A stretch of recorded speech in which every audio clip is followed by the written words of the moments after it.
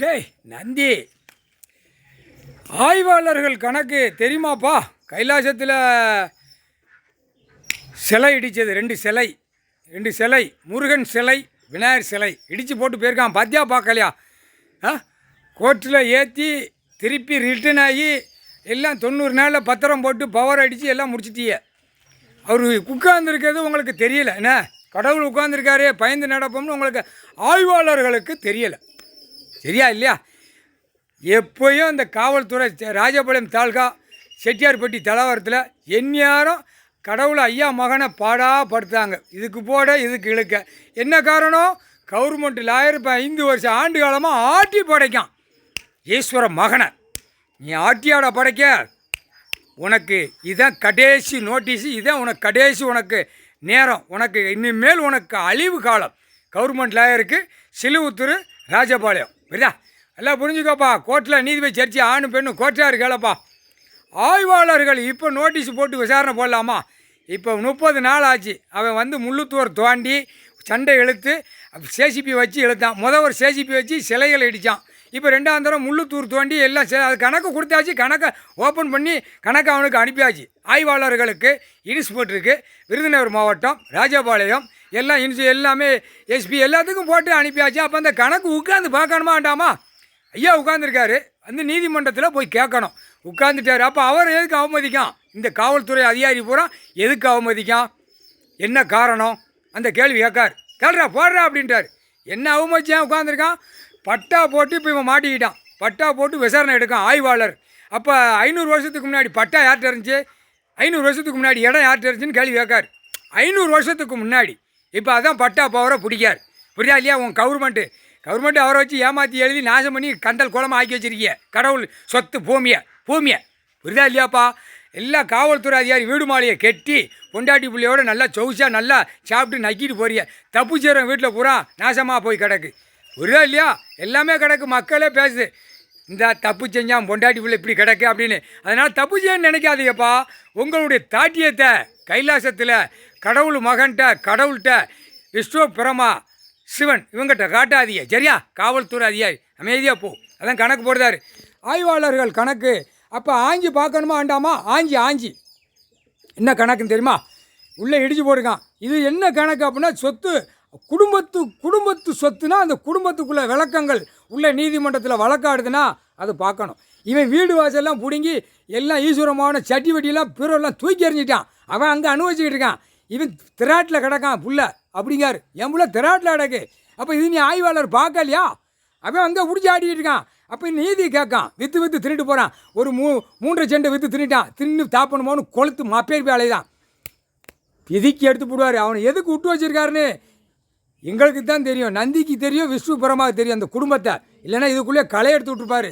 உள்ளே எங்கேயாவது வீட்டில் சொறி விட்டு அடித்து அப்படி தள்ளி விட்டுருப்பாரு. ஆனால் அவன் ஈஸ்வர மகனை பார்க்கணும். என்ன கணக்கு நடக்கு என்ன? அவனை நொந்து நூலாகி சட்டி சாம்பார் கோமணத்தோடு விடுவார். முக்கால் சத்தியம் புரிஞ்சுக்கோங்கடா. ஆய்வாளர் கணக்கு அந்த பத்திரம் எழுதணும்னா கூப்பிட்டு அவனையும் விசாரணை. என்ன விசாரணை? நீதிமன்றத்தில் அந்த இடத்துல தாக்கல் போயிடுச்சுன்னா யாரும் உள்ளே போகக்கூடாது. அதுவும் குடும்பத்துக்குள்ள கணக்கு. அப்போ அதில் போகக்கூடாது. அவங்களுக்குள்ளே இருக்குது, அது அவங்க பார்க்கட்டும். அது கோர்ட்டில் அந்த மாதிரி தான் வெளியே போகணும். ஆய்வாளர்கள் காவல்துறை அதிகாரி எல்லாம் பத்திரம் போட்டவன் பத்திர பதிவாளர் வென்று எல்லாம் கூவைகளும் வெளியே போயிடணும். கோர்ட்டில் நடக்கு போ, உன் குடும்பத்துக்குள்ளே நீ பார்த்துக்கோ அப்படின்னு போகணும். இப்போ இதில் என்ன நடக்கு அப்படின்னா, இதில் ரோடு வருது, பயங்கரமாக தூக்கி ஓட்டலாம்னு அலைதான். இல்லையா? இல்லை ஈஸ்வரமாக வந்தவனு போனவெல்லாம் சொன்னான், கேஸு நடக்கு வாங்காத போ, பேப்பரை போட்டு நீ அலையாத அப்படின்னு சொன்னால் அந்த மரியாதை கேட்டானா? இந்த பத்திரம் போட்டவன் போகிறான், பத்திரம் போட்டவன் ஓம் பேரில் இருக்கா அப்போ கேஸ் எப்படி அந்த இடத்துல நடக்கு? இந்த இடத்துல உடைய கேஸ் ஆய்வாளருக்கு நல்லா எதுக்கு நடக்குன்னு தெரியுமா இல்லையாப்பா? ஆய்வாளர்களுக்கு. சரியா? வழக்கறிஞர்களுக்கு நோட்டீஸ் போடணும், கண்டிப்பாக போட்டு தான் ஆகணும். யார்? ஆய்வாளருக்கு போடணும். நாங்கள் விசாரிக்க போகிறோம், நோட்டீஸை நீங்கள் விட்டுருக்கீங்க, இதெல்லாம் சேட்டை பண்ணது, நீங்களும் வாங்க அப்படின்னு வழக்கறிஞரை 2 தரப்பை கூப்பிடணும். 2 வக்கீல் கைலாசத்தில் வாதாடிட்டு இருக்காங்க. கவர்மெண்ட்டு லாயரு அங்கே சென்னை மெட்ராஸிலேருந்து கன்னியாகுமரி வரைக்கும் ஆட்டுதான். இங்கே சிலுவத்தில் அவன் அதுக்கு மேலே ஆட்டி இதில் ஓட்டை இருக்குன்னு பார்க்காதாடா. ஏற்கனவே உன பதவியை பூரா பிடிங்கிட்டு வராரு.